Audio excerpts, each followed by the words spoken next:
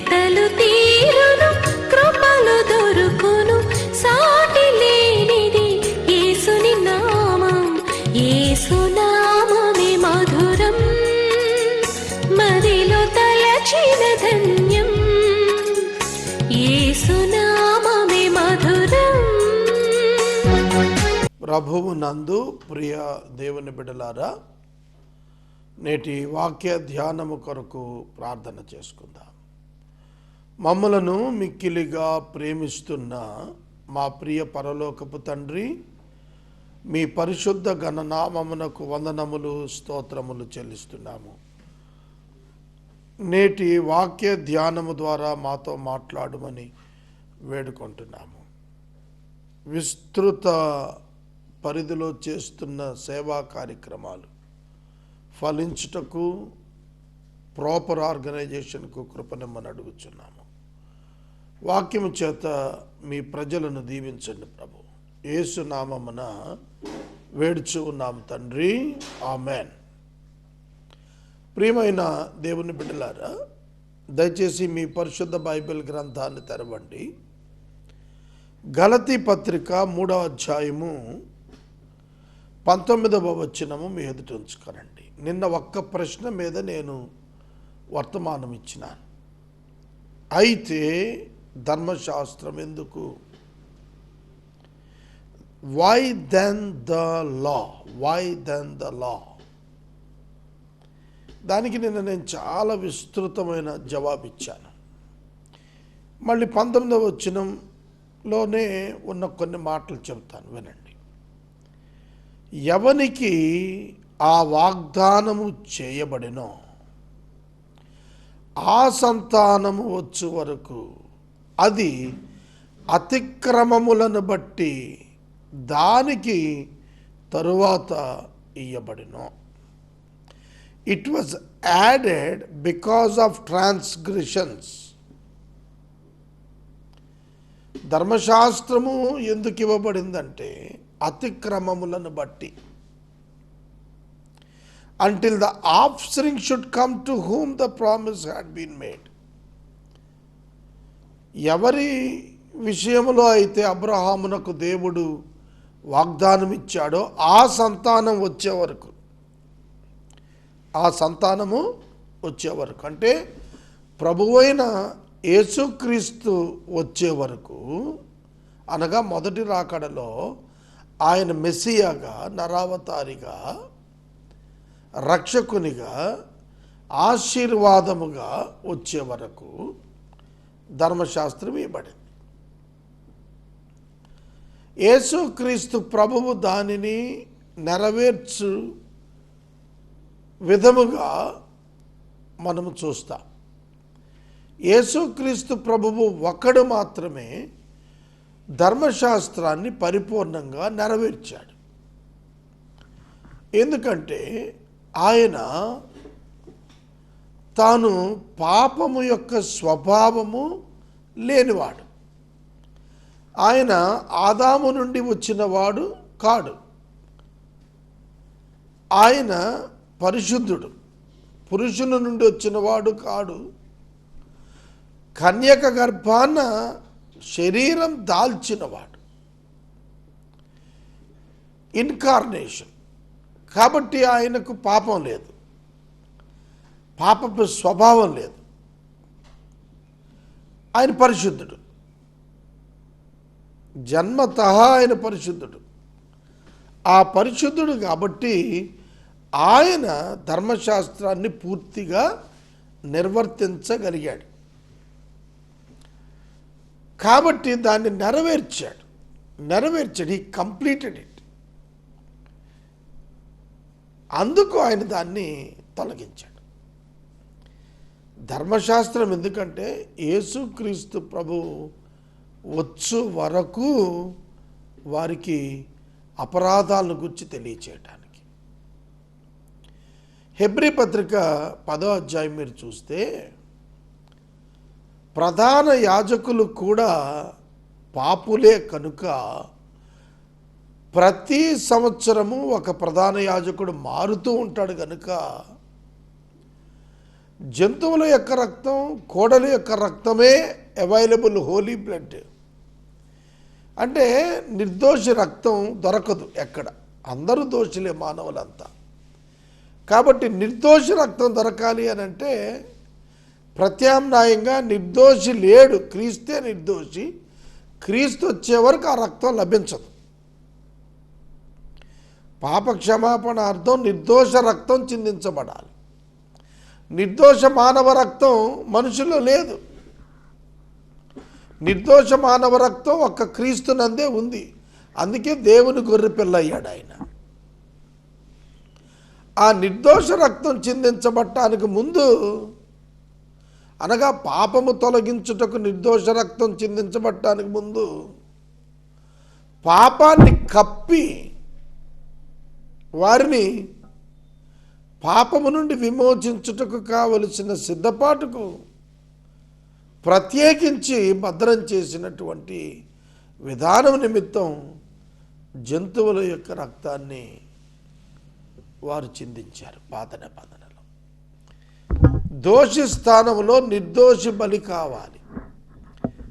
దోషి రక్తం చిందించబడు స్థానంలో నిర్దోషి రక్తం చిందించబడి దోషికి విడుదల రావాలి. అలా రావాలి అని అంటే ఆ నిర్దోషి యొక్క రక్తం అత్యవసరం. కనుక యేసుక్రీస్తు ప్రభు రాకమునుపు పాపములు కప్పబడ్డవి మరియు రిపీట్ అయ్యాయి. కానీ యేసుక్రీస్తు శిలువ యాగంలో పాపము తొలగించబడింది. పాపము యొక్క ప్రభావం నిర్వీర్యం అయిపోయింది, తొలగించబడింది.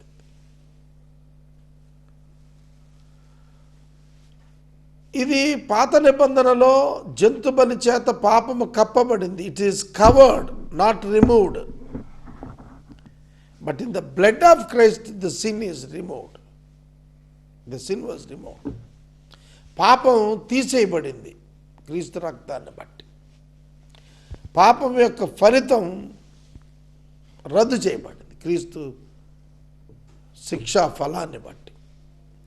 కనుక అది వచ్చే వరకు ధర్మశాస్త్రం అవసరం అని దేవుడు తలంచి అతిక్రమములను బట్టి దాన్ని ఇచ్చాడు. అది మధ్యవర్తి చేత, దేవదూతల చేత నియమించబడింది. మధ్యవర్తి ఒకడికి మధ్యవర్తి కాడు కానీ దేవుడు ఒక్కడే. దేవుడే ధర్మశాస్త్రం ఇచ్చాడు. హెబ్రీ 2:2 అంటాడు, ప్రతి అతిక్రమము, ప్రతి అవిధేయత న్యాయమైన తీర్పు పొంది ఉంది. దేవదూతల ద్వారా ఇవ్వబడినటువంటి ధర్మశాస్త్రం ప్రకారం హెబ్రీ పత్రిక మనకు చాలా తేటగా ఈ సత్యాన్ని జ్ఞాపకం చేస్తుంది. సహోదరుడా, సహోదరి, దేవదూతల ద్వారా పలుకుబడినటువంటి ఆ యొక్క గొప్ప ధర్మశాస్త్రం అంటే మోషే ద్వారా అని అర్థం. దాని చొప్పున ప్రతి అవిధేయత, ప్రతి అతిక్రమం న్యాయమైన ప్రతిఫలాన్ని పొందింది అని అన్నాడు. హెబ్రీ 2:2. ఎందుకనగా దేవదూతల ద్వారా పలుకబడిన వాక్యము స్థిరపరచబడినందున ప్రతి అతిక్రమము, అవిధేయత న్యాయమైన ప్రతిఫలం పొంది ఉండగా యేసుక్రీస్తు శిలువలో మాత్రమే ప్రతి అవిధేయత, ప్రతి అతిక్రమం, ప్రతి పాపము న్యాయమైన ప్రతిఫలం, జ్యూరిష్ కాంపెన్సేషన్, జ్యూరిష్ కాంపెన్సేషన్, న్యాయమైన ప్రతిఫలం పొందింది. ఒక విషయం చెప్తాను వినండి. ఒక అపరాధానికి ఒక అపరాధ రుసుము ఉంటుంది. ఆ అపరాధం యొక్క స్థాయిని బట్టి అపరాధ రుసుము నిర్ణయిస్తారు. నాకు ఒక వ్యక్తి తారసపడ్డారు. ఆ వ్యక్తి, అయ్యా నేను అపరాధం చేశాను, అపరాధం చేస్తూనే ఉంటాను, నేను అన్యాయంగా ఉంటాను, అన్యాయం చేస్తూ ఉంటాను, అన్యాయమే నా వల్ల అవుద్ది, మీరు నాకు న్యాయం చేయండి అన్నారు. ఇదేమిటండి విడ్డూరం? మీరేం అన్యాయంలో ఉంటారా? మీరు అన్యాయమే చేస్తారా? మీరు మోసమే చేస్తారా? నేను మాత్రం న్యాయం చేయాలా? ఇట్లాంటి దౌర్భాగ్య స్థితిలో మానవులు ఉన్నారండి. చూడండి, గాడ్స్ జస్టిస్ డిమాండ్స్ పనిష్మెంట్. దేవుని న్యాయము తీర్పును, శిక్షను కోరుతుంది. దేవుని న్యాయము తీర్పును, శిక్షను కోరుతుంది. కనుక ప్రతి పాపం శిక్ష పడాల్సింది. పడాలంటే మానవుడు మరణిస్తాడు. ప్రతి మానవుడు నశించిపోతాడు. దేవుని ఉగ్రత మానవుల మీద పడితే మానవులు నశిస్తారు. అందుకే దేవుడు ఆదాం పాపం చేసినప్పుడు యేసుక్రీస్తు నందు ఆ శిక్ష వేయాలనుకున్నాడు తప్ప ఆదాముకు తన ఉగ్రత కుమ్మరించలేదు. ఆదామునకు కృప చూపాడు. ఆదామునకు చర్మపు చొక్కాయలు చేయించాడు, కృప చూపాడు. ఆదామును క్షమించాడు. ఆదామును శపించలేదు, ఖండెం చేయలేదు, భౌతిక శిక్షకు అప్పగించాడు. ఏదేను నుండి తొలగించాడు తప్ప నరకాగ్నిలో వేయలేదు. భౌతిక మరణాన్ని వసగి భౌతిక మరణానంతరం పరదేశంలో ఉండే ఏర్పాటు చేశాడు. విశ్రాంతి స్థలంలో ఉండేట్టుగా చేశాడు. దేవుడు ఎంత కృపగలవాడు, దయగలవాడు మానవుల పట్ల.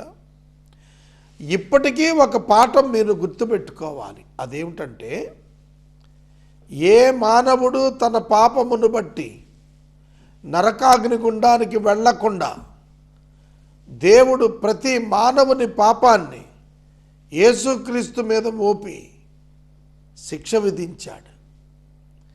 అందుకు యేసుక్రీస్తునందు ఎవరు విశ్వాసం ఉంచుతారో వారికి క్షమాపణ ఇవ్వబడుతుంది అన్నాడు. ఎవరైతే యేసుక్రీస్తును అంగీకరించరో, అంగీకరించని వారు అంగీకరించని కారణాన అపవాదితో కూడా అగ్నిగుండం పాలవుతారు. వాస్తవంగా అగ్నిగుండం మనుషుల కొరకు చేయబడలేదు. దేవుడు పడద్రోయబడిన దేవదూతల కొరకు అగ్నిగుండాన్ని సిద్ధం చేస్తున్నాడు. మరి మనుషులు ఎందుకు అగ్నిగుండంకి వెళ్తారు, నరకానికి వెళ్తారు? పాపం చేసినందుకు కాదు, పాప క్షమాపణ దేవుడు ఇవ్వగా ఉచితంగా అందుకోనందుకు. పాప క్షమాపణ అంగీకరించక పాపములోనే నిలిచి చనిపోయినందుకు నరకాగ్నికి వెళ్తారు. ఇవాళ సమాజంలో మనుషులు చూడండి, ఎంత అందంగా ఉన్నారు, ఆరోగ్యంగా ఉన్నారు, సంపద కలిగి ఉన్నారు, చక్కటి అద్భుతమైనటువంటి వస్త్రధారణతో ఉన్నారు, మంచి ఖరీదైన కార్లలో తిరుగుతున్నారు, విలాసవంతమైన భవనాల్లో ఉంటున్నారు, మంచి దాన ధర్మాలు చేసి పేర్లు గడిస్తున్నారు. కానీ వారు యేసును ఒప్పుకోని కారణంగా వారి పాపమును వారే భరిస్తూ నరకాగ్ని గుండానికి వెళ్ళిపోతారు. మరణానంతరం క్రైస్తవ విశ్వాసం చెప్పే సత్యమేమంటే, మరణానంతరము విశ్వాసి ప్రభు సన్నిధికి అంటారు. మరణానంతరము యేసును అంగీకరించని వ్యక్తి వేదనాస్థలమైన పాతాళానికి వెళ్ళిపోతాడు. వేదనాస్థలం చీకటి, వేదనాస్థలం మండుచున్న వేడిమి, వేదనాస్థలం దుర్గంధం, వేదనాస్థలం లోతైన గొయ్యి. పడుతూనే ఉన్న భావనతో అల్లల్లాడుతారు. కనుక ఈ వేదనా స్థలానికి వెళ్ళిన వాడు విడుదల పొందనిక. అక్కడ బోధ లేదు. బోధ భూమి మీదే ఉంది, రక్షించబడండి. బోధ పాతాళంలో ఉండదు. పాతాళంలో వేదనా స్థలంలో క్రీస్తును అంగీకరించని వారు మ్రగ్గుతారు. ఆ తర్వాత ప్రభువు రాకడలో అక్కడ నుండి తీర్పు తీర్చబడిన వారే అగ్నిగుండానికి వేయబడతారు. వారి బాధా సంబంధమైన పొగ యుగ యుగాలు లేస్తుంది. There is no end for that. There was no end for that. దానికి అంతమే ఉండదు. కాబట్టి క్రీస్తు యేసు నందలి విశ్వాసము నిమిత్తము నిమిత్తము ముందస్తుగా పాపము గ్రహించి, పాపినని గ్రహించి, రక్షణ అవసరమని గ్రహించి క్రీస్తునంతకు రావటానికి ఈ యొక్క ధర్మశాస్త్రాన్ని దేవుడిచ్చాడు. ధర్మశాస్త్రము దేవుని వాగ్దానములకు విరోధమైనదా? కాదు, అట్లనరాదు. జీవింపచేయ శక్తి గల ధర్మశాస్త్రము ఇయ్యబడి ఉన్న ఎడల వాస్తవముగా నీతి ధర్మశాస్త్రమూలముననే కలుగును గాని క్రీస్తు యేసు నందలి విశ్వాసము మూలముగా కలిగిన వాగ్దానం విశ్వసించు వారికి అనుగ్రహించబడినట్లు లేఖనం అందరినీ పాపములో బంధించిన. ఈ వచనాలు కొంచెం లోతైనటువంటి వచనాలు, లోతుగా ధ్యానించాల్సినటువంటి వచనాలు. ప్రతి మానవుడు పాపములో బంధింపబడి ఉన్నాడు అన్నాడు. ఎందుకు? దేవుడే స్వయంగా మనుషులనందరినీ పాపములో బంధింపబడి ఉండేటట్లుగా అనుమతించాడన్నాడు. What is the reason? రోమాపత్రికలో పౌలు గారు ఆ కారణాన్ని వర్ణించాడు. ఎందుకని అనంటే ప్రతి మానవుడు కూడా రక్షణ పొందేటట్లుగా దేవుని యొక్క ప్రణాళిక ఉన్నది. ఆ రక్షణ ప్రభువైన యేసుక్రీస్తు ద్వారా దొరికేటట్లుగా దేవుడు డిజైన్ చేశాడు. అందరిని అవిధేయతా స్థితిలో మూసి ఉంచాడు. వారిని అవిధేయతా స్థితిలో దేవుడే మూసి ఉంచాడు. కారణము వారికి రక్షకుణ్ణి ఉచితంగా అందించటానికి. అదే గలతీ పత్రికలో చెబుతున్నాడు. జీవించే శక్తి గల ధర్మశాస్త్రం దేవుని వాగ్దానాలకు విరోధం కాదు. దేవుని వాగ్దానాలను ఏది ఎఫెక్ట్ చేయలేదు. It's not related with the human being and their attitude. వాగ్దానాలు ఎప్పుడూ కూడాను దేవుడు చేసినవి కండిషనల్, అన్కండిషనల్. అన్కండిషనల్ బ్లెస్సింగ్స్ ఎప్పుడు మనుషులతో సంబంధం లేనివి. దేవుడు మానవులకు ఆహారం ఇస్తే అందరికీ ఇస్తాడు, వారి మంచి చెడుతో సంబంధం లేదు. వర్షం ఇస్తే అందరికీ ఇస్తాడు, మంచి చెడుతో సంబంధం లేదు, నీతి అవినీతితో సంబంధం లేదు. కనుక గ్రహించాలి, మనము యేసుక్రీస్తునందు విశ్వాసమూలముగా కలిగిన వాగ్దానం విశ్వసించిన వారికి అనుగ్రహించబడేటట్లు లేఖనం అందరినీ పాపములో బంధించింది. మానవుడు పుట్టుకతోనే పాపిగా ఉండేటట్లు, యేసుక్రీస్తు వచ్చే వరకు ఆ స్థితి కొనసాగేటట్లు దేవుడే చేశాడు. ఎందుకంటే ఆయన గుణ లక్షణాలు, అర్థమైందా? ఎందుకంటే ఆయన గుణ లక్షణములు ఆ విధంగా డిమాండ్ చేస్తున్నాయి. ఆయన ఏకకాలములో న్యాయము, నీతి, ప్రేమ కనపరచాలి. ఏకకాలంలో కనపరచాలి. ఏకకాలములో దేవుడు నీతి, న్యాయము, ప్రేమ కనపరచాలంటే, మార్పు లేనివాడు ఉండాలంటే ఆయన నరావతారి కాక తప్పదు. రైట్ సబ్స్టిట్యూట్గా యేసుక్రీస్తే నరావతారిగా ఈ లోకానికి రాక తప్పదు. ఆయన వచ్చినప్పుడు ఆయన మానవుల పాప క్షమాపణ కొరకు, విడుదల కొరకు చేస్తాడని పాత నిబంధన సాక్ష్యం ఇచ్చింది. విశ్వాసము వెల్లడి కాక మునుపు అంటే యేసుక్రీస్తు మొదటి రాకడలో ఈ లోకానికి రాకమునుపు ఇక ముందుకు బయలుపరచబడబో విశ్వాసం అవలంబవలసిన వారమై చెరలో ఉంచబడినట్లు మనము ధర్మశాస్త్రముకు లోనైన వారమయ్యాము. బయలుపరచబడబో విశ్వాసమును అవలంబించవలసిన వారమైన మనము ధర్మశాస్త్రమునకు లోనైన వారుగా ఉన్నాము, చెరలో ఉంచబడి ఉన్నట్టుగా ఉన్నాము అని అన్నాడు. సహోదరుడా, సహోదరి, పౌలు యొక్క మాటలు అర్థం చేసుకోవటం కొంచెం డిఫికల్ట్. అందుకనే పేతురు భక్తుడు అన్నాడు, పౌలు రచనలు అపార్థం చేసుకునే ప్రమాదం ఉందని. విశ్వాసం వెల్లడి కాకమునుపు, విశ్వాసం అంటే విశ్వాసం వెల్లడి కాకమునుపు, నౌ బిఫోర్ ఫెయిత్ కేమ్, ఇక ముందుకు బయలుపరచబడబో విశ్వాసం అవలంబించవలసిన వారంగా. అక్కడ విశ్వాసం అంటే యేసుక్రీస్తు, యేసుక్రీస్తు ప్రభువు రాకమునుపు యేసుక్రీస్తును వెంబడించవలసిన వారంగా ఉండి చెరలో ఉంచబడినట్లుగా ఉన్నాం, ధర్మశాస్త్రమునకు లోనైన వారం అయ్యాము.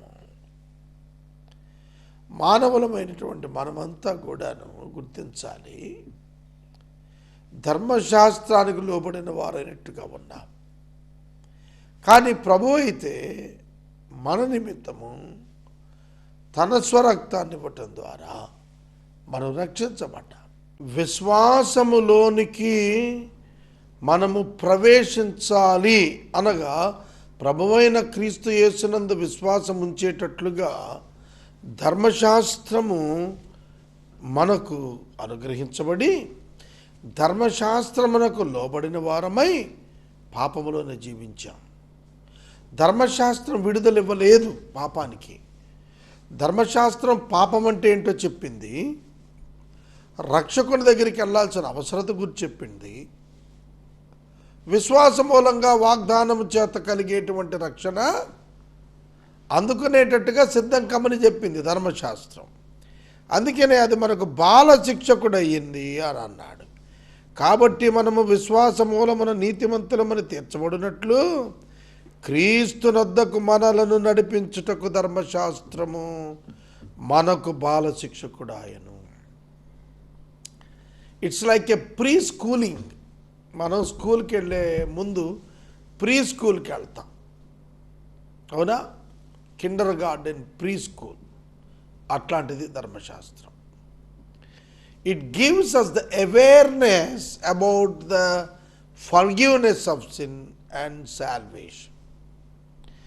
పాపము నుండి విడుదల కొరకు మరియు క్రీస్తునందరి విశ్వాసం కొరకు మనకు ఆ జాగృతి ధర్మశాస్త్రమే కలిగించింది.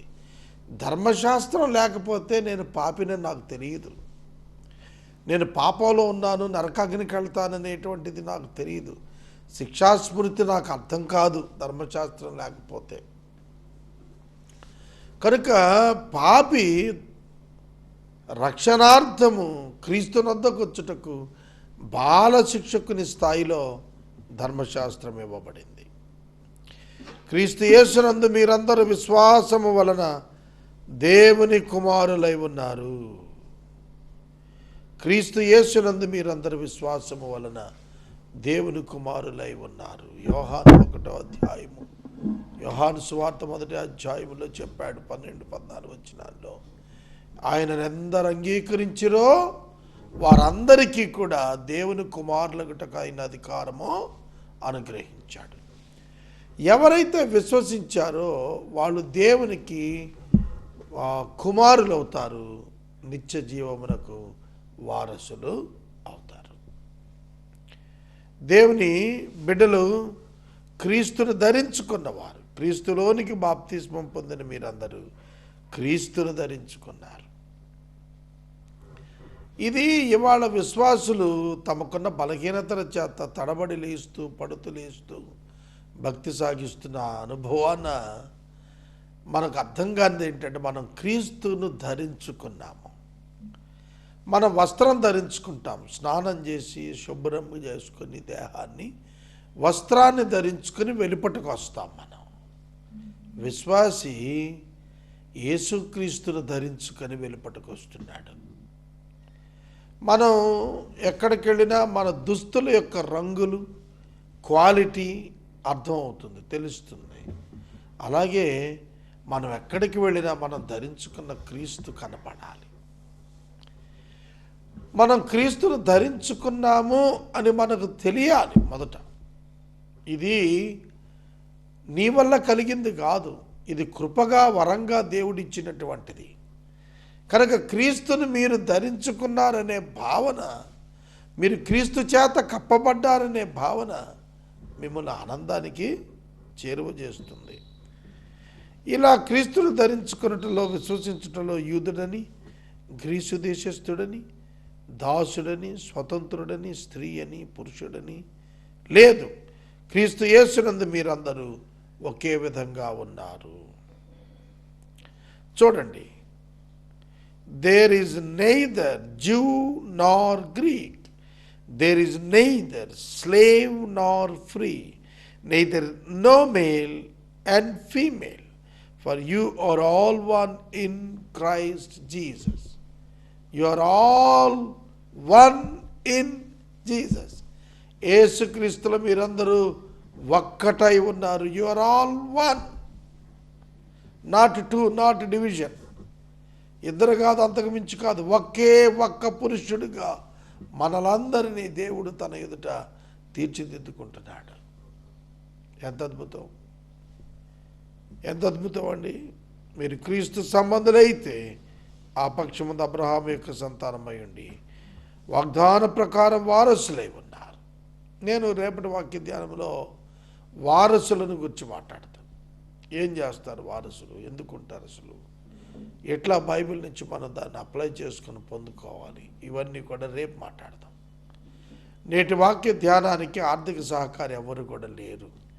14 రోజుల్లో 3 రోజులు మాత్రమే ఎపిసోడ్ సహకారులు వచ్చారు. ఇది ప్రోగ్రాం కంటిన్యూ అవడానికి సహకారులను ప్రభువు పంపించేట్టుగా ప్రార్థించండి. ప్రార్థన. మమ్మల్ని మిక్కిలికి ప్రేమిస్తున్న తండ్రి, వందనాలు, స్తోత్రాలు. వాక్యం వింటున్న బిడ్డలను దీవించండి, మీ కృపలో వర్ధిల్ల చేయండి. ఘనత, మహిమ, ప్రభావాలు మీరే పొందండి. యేసు నామమున అడుగుచున్నాం తండ్రి, ఆమేన్. తండ్రి దేవుని ప్రేమ, కుమారుడైన యేసయ్య కృప, పరిశుద్ధాత్మ దేవుని యొక్క అన్యోన్య సహవాసం సదాకాలం మనందరికీ తోడైండును గాక. ఆమేన్.